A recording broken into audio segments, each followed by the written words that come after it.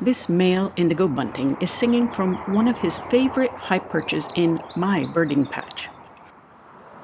When the light catches him like this, he almost doesn't look real, that deep electric blue against the sky.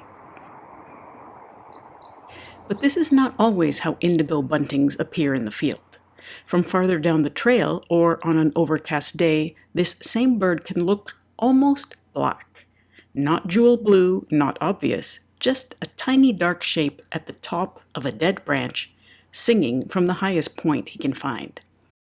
And that's one of the funny things about indigo buntings. They can be dazzling and still surprisingly hard to spot. In fact, I almost always find them not by color, but by sound. I listen for their bright, bouncy song of paired notes and keep moving towards the sound until I spot them.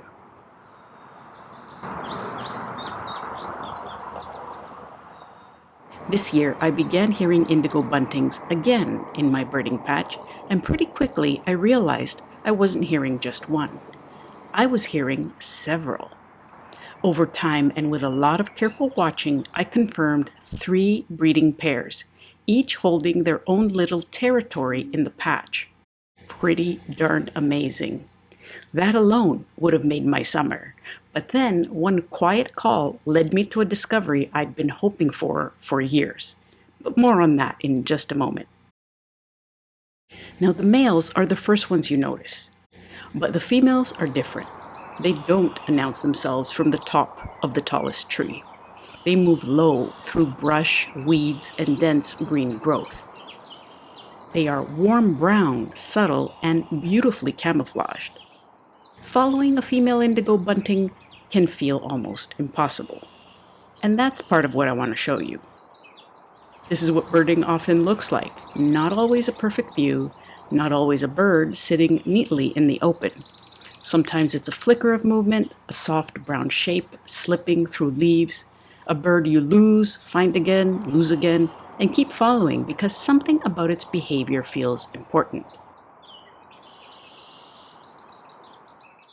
This year, I was also able to confirm that I was watching different female birds.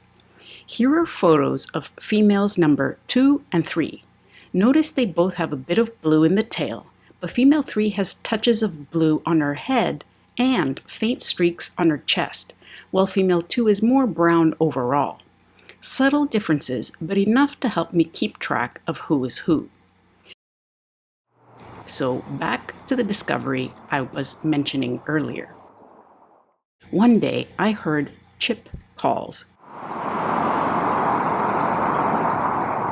Persistent, relatively quiet chip calls. I spotted the male bunting moving under the trees, calling over and over again. It was behavior I hadn't really seen before and I didn't know what it meant, but I knew something was up. I couldn't stay, but a few hours later, I simply had to come back. The calls were still there, only this time I realized there were 2 birds calling. And then I saw her, the female, with an enormous green caterpillar in her bill. I could hardly believe it. You see, a female bird carrying food during breeding season is one of those moments that makes you stop breathing, because it means she's not just foraging for herself. She's carrying food somewhere. And I knew that if I stayed low and still, she might show me where. She was pretty cautious and waited before disappearing into a dense tangle of goldenrod and wild raspberry. At first, I couldn't tell if the nest was actually in there or if this was just her hidden route through the vegetation, so I waited. When she left, I changed my angle from a distance and, letting the wind do some of the work, I was able to spot the nest. There it was. Not the kind of nest shot you see in a field guide, just the tiniest glimpse, a bit of structure, a dark hollow, and inside, the smallest movement, what looked like part of a newly hatched chick, the rising and falling of its breath, and making out part of its bald little head with a tiny ear opening. Female indigo buntings often nest low in dense, shrubby, weedy vegetation tucked into stems and leaves, usually not far from the ground.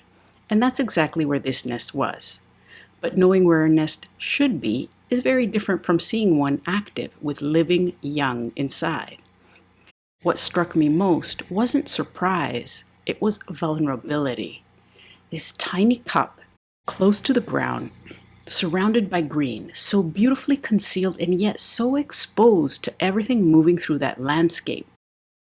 A nest like this depends so much on being overlooked by predators, by people, by anything passing too close.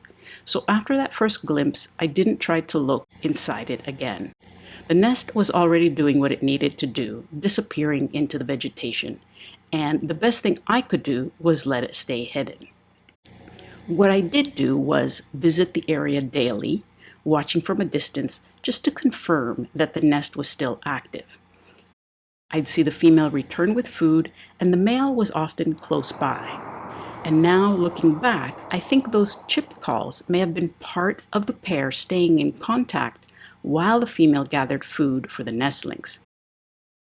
And then, on the 8th day, everything seemed to go quiet. No singing, no chip calls, no feeding visits. No sign of the male or female. Now with indigo buntings, this kind of silence is often a sign of success. You see, their nestling period is short. These little birds can leave the nest anywhere between 8 to 14 days after hatching. I feel pretty confident that their silence and absence meant that the young had fledged and that the family had moved deeper into cover, where the adults could keep feeding them and teaching them how to be buntings until they're old enough to start fending for themselves. Do you know what my favorite part of this whole story is? It's not just that I found an indigo bunting nest. It's how I found it. People often ask me how I find so many nests or how I seem to come across these little hidden moments in the field.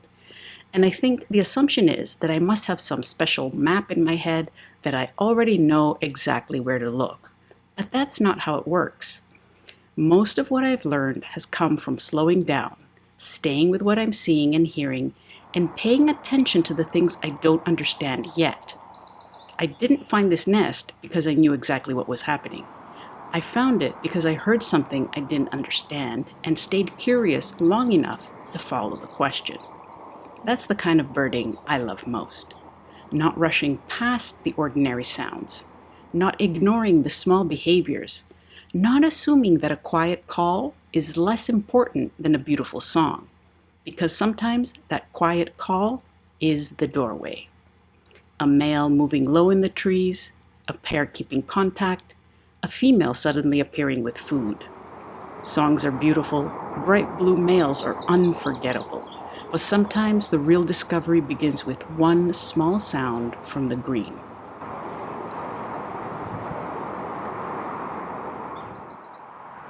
This is Birding with Kaliopi, where the questions we can't answer right away are often the ones worth following.